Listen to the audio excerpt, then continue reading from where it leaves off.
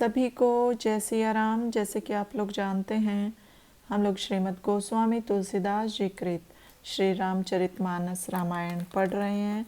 पिछली वीडियो में हमने पढ़ा था, मानो सर्प कमल से लाल पराग को भरकर अमृत के लोभ से चंद्रमा को भूषित करता है। फिर वशिष्ठ मुनि की आज्ञा से दूल्हा और दुल्हन एक ही आसन पर बैठे। आज हम इससे आगे पढ़ेंगे। जब रामचंद्र जी और जानकी जी एक ही आसन पर बैठे, तब दशरथ मन में बड़े मुदित हुए। सुकृत रूपी कल्प वृक्ष में नए फल देखकर उनका शरीर पुलकित हो गया। विश्व भर में आनंद छा गया। सभी कहते हैं कि राम जी का विवाह हो गया। इसका वर्णन कैसे हो, क्योंकि मुख में जिह्वा तो है, मंगल बहुत है। जनक ने वशिष्ठ मुनि की आज्ञा पास सब ब्याह का सामान सजा मांडवी, श्रुति, कीर्ति और उर्मिला नाम की कन्याओं को बुलाया। कुशकेतु राजा की कन्या मांडवी को, जो शोभाशालिनी है, उसे भरत को ब्याह दिया। जानकी जी की छोटी बहन उर्मिला को सुंदर जान राजा जनक ने आदर पूर्वक लक्ष्मण जी को ब्याह दिया और सुंदर नेत्र वाली सुमुखी, सब गुणों की खान और रूपशील में उजागर श्रुति कीर्ति को शत्रुघ्न के साथ ब्याह दिया। दूल्हा दुल्हन आपस में एक दूसरे को अनुपम देख सकुचाकर मन में प्रसन्न होते हैं। सब लोग मुदित हो सराहना करते हैं। देवता लोग फूल बरसाते हैं। सुंदरी अपने सुंदर वनों सहित एक ही मंडप में ऐसे सुशोभित है, मानो चारों प्रकार के जीव अपनी चारों अवस्था और उनके स्वामियों सहित विराजमान हैं। राजा दशरथ अपने सब पुत्रों को बहुओं समेत देख ऐसे प्रसन्न है, मानो राजा को चारों फल धर्म, अर्थ, काम, मोक्ष क्रियाओं समेत मिल गए। जैसे राम जी के ब्याह की विधि वर्णन की है, वैसे ही सब पुत्रों का ब्याह हुआ। दहेज का तो वर्णन ही नहीं हो सकता। सुवर्ण और मणियों से सब मंडप भर गया। नाना प्रकार के चित्र विचित्र शाल, दुशाले और बड़े मोल के रेशमी वस्त्र बहुत से दिए। हाथी, घोड़ा, दास, दासी और कामदेव के समान अलंकृत गाय दी। और भी वस्तुओं का वर्णन कैसे किया जाए, जिसने देखा है वही जाने। उनको देख लोकपाल भी सिहा गए। अवध नरेश ने सब वस्तुओं को सुख मान कर लिया। जिस भिखारी को जो अच्छा लगा सोई उसको दिया, और बच रहा सो जनवासे में आया। तब राजा जनक मीठी वाणी से सम्मान कर बोले। सादर, दान, विनय और बड़ाई से बारात का सम्मान कर राजा जनक ने मुनि समाज की प्रेम से पूजा की। सिर नवाकर हाथ जोड़ कहने लगे कि देवता और साधु तो केवल प्रीति चाहते हैं, क्या समुद्र एक अंजलि जल देने से प्रसन्न हो सकता है। फिर राजा जनक ने भाई सहित हाथ जोड़ राजा दशरथ से प्रेम भरे शील स्वभाव से सुंदर वचन कहे। हे राजन, अब हम आपके संबंध से सब प्रकार से बड़े हुए। इस राम राज साज सहित हमको अपना बिन मोल का सेवक जानो। इन कन्याओं को अपनी दासी जानकर इनका पालन करना। हे करुणामय, मैंने जो आपको बुला भेजा, सो आप मेरे इस अपराध को क्षमा करना। फिर राजा दशरथ ने सब प्रकार से समधि का सम्मान किया। परस्पर की विनती कही नहीं जा सकती। दोनों के हृदय प्रेम से परिपूर्ण हो रहे हैं। जब दशरथ जनवासे को चले तो देवता फूल बरसाने लगे, दुंदुभी बजने लगी, वेद पाठ होने लगे। उस समय वशिष्ठ मुनि की आज्ञा पा सखियां मंगल गान करती हुई दूल्हे दुल्हन को कुहबर के लिए भवन में ले चली। सीता जी रामचंद्र जी को बारंबार देखती और सकुचाती है, किंतु मन नहीं सकुचाता। उनके प्रेम के प्यासे नेत्र मनोहर मछली की शोभा को हरते हैं। श्याम शरीर वाले श्री राम की शोभा करोड़ों कामदेवों को भी लजाती है। महावर से युक्त प्रभु के चरण शोभित है, जिन पर मुनियों के मन रूपी भौरे छाए रहते हैं। पीली धोती सूर्य और बिजली की ज्योति को हरती है। कमल में तगड़ी और कटिसूत्र शोभित है, और विशाल भुजाओं में आभूषण शोभित है। पीला जनेऊ शोभा दे रहा है। हाथ की अंगूठी चित्त को चुराए लेती है। विवाह के सब साज सजे हुए हैं। हृदय पर आभूषण विराज रहे हैं। पीला दुपट्टा जनेऊ की भांति पड़ा है। उसके दोनों छोरों पर मणि और मोती लग रहे हैं। कमल से नेत्र हैं, कानों में कुंडल है और मुख तो सुंदरता की खान है।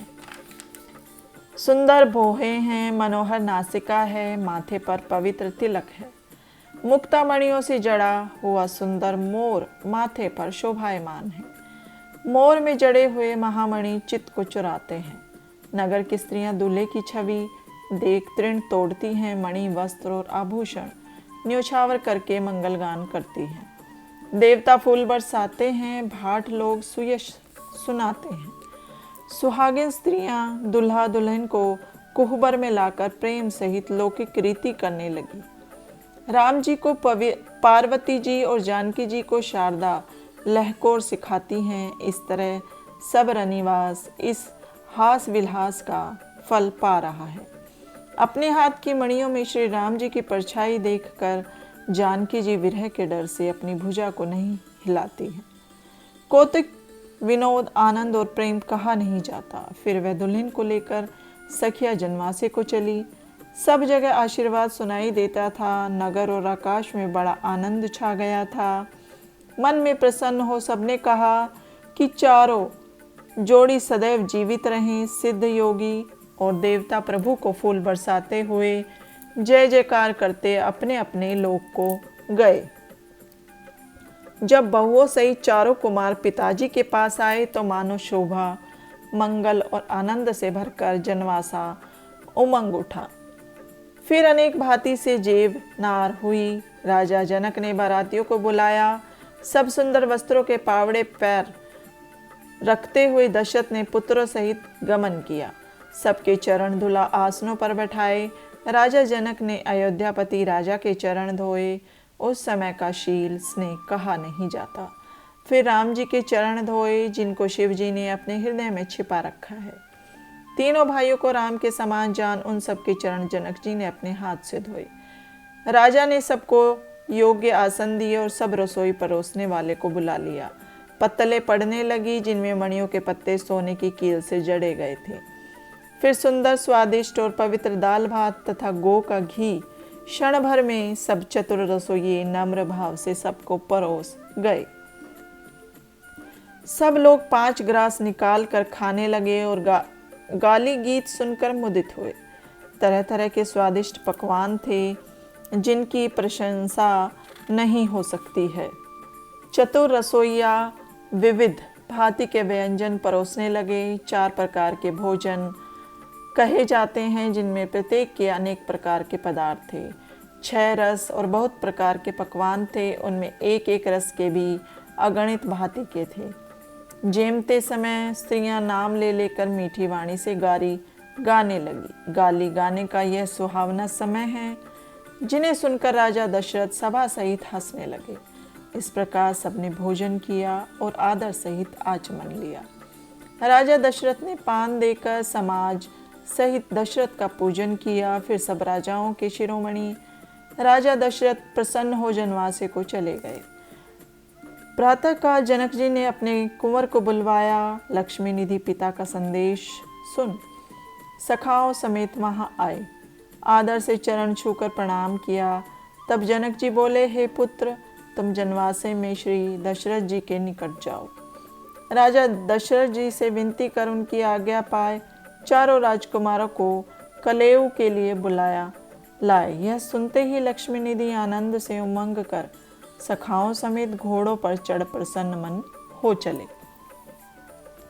अनेक प्रकार की कला दिखाते, घोड़े नचाते, मंद मंद मुस्काते, परस्पर बातें करते जनवासे में पहुंच गए। मिथिलापति के पुत्र ने सखाओं सहित घोड़ों से उतर राजा दशरथ को सादर प्रणाम किया। लक्ष्मी निधि को देखकर दशरथ जी ने उनका सत्कार किया और फिर हाथ पकड़कर अपने पास बैठाया। लक्ष्मी निधि छोटे भाई सहित राम जी को देखकर प्रसन्न हुए। उधर लक्ष्मी निधि को देखकर राम के नयन भी शीतल हुए। तब लक्ष्मी निधि ने हाथ जोड़कर राजा से कहा कि चारों राजकुमारों को कलेऊ करने के लिए भेजिए। स्नेह सहित कोमल वचन सुनकर दशरथ जी मंद मंद मुस्काए और तुरंत ही चारों कुमारों को भेज दिया। इधर पिता जनक की तैयारी जानकर सब सेवक सुंदर गहने तथा बागे लेकर अपने अपने स्वामियों को सजाने लगे। राम जी के सिर पर जरकसी पाग बांधी, उसमें नौरंगी कलंगी भी मोतियों की लड़ी युक्त झुकाकर बांधी। राम जी का दुल्हा वेश कौन बखान सकता है, जिसे देख शिव सनकादि को भी सुध नहीं रहती। इस प्रकार राम जी छोटे भाइयों सहित सजकर उमंग में घोड़ों पर चढ़े, अंग में वस्त्र सजाकर चले, जो राम जी के प्राणों के समान प्यारे थे। वे भी प्रेम से मतवारे हो घोड़े पर चढ़ राम के संग चले। श्री राम जी के बाईं ओर सखाओं सहित लक्ष्मी निधि हंसते और हंसाते बातें करते जाते हैं। जगवंदन नाम के राम जी के घोड़े की छवि और गुण कहा तक कहें, देखते ही मन राजी होता है। वह घोड़ा राम जी की जहाँ इच्छा पावे तहाँ ही पछतावे। क्षण में आवे क्षण में जावे, नाच नाच कर पृथ्वी पर अनेक प्रकार की गति दिखावे। कूदने फांदने में चंचल, चौकड़ी भरने में चतुर, भरत जी का रंगीला घोड़ा है, उसकी शोभा अवर्णनीय है। चंपा नामक घोड़े पर शत्रुघ्न चढ़े, जो कि सबके आगे नृत्य करता हुआ चला। उसको देख मोर और मृग भी लजाते हैं। जो कहीं थोड़ा भी ऊपर को उठाओ तो बहुत ऊपर उठ जाए, फिर बार बार पुचकारने से भी ठंडा नहीं होता। लक्ष्मण जी का लक्खी घोड़ा ऐसा है कि पृथ्वी पर पैर ही नहीं रखे, बार बार वायु मंडल को उड़ जाए। कभी तड़फड़ाकर लक्ष्मी निधि के घोड़े के निकट जा पड़े। उचित विचार कर रघुवंशी हंसे और राम जी भी मन में मुस्काए। घोड़े की चंचलता और लक्ष्मण की चढ़ाई देखकर सब निमि वंशी और रघुवंशी ठगे से रह गए। राम आदि जितने कुंवर हैं वह भी देखकर आनंद में भर गए और लक्ष्मण की बड़ाई करने लगे।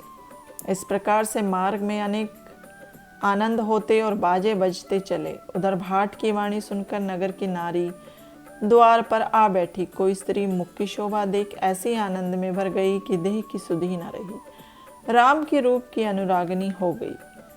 कोई बाला दुल्हा को देखकर शरीर की सुधि भूल गई, नेत्र खुल गए, मन में काम जागा। कोई स्त्री घूंघट खोलकर मुंदरी हाथ में ले, उसमें राम के दुल्हे रूप को देखकर आनंद के समुद्र में समा गई।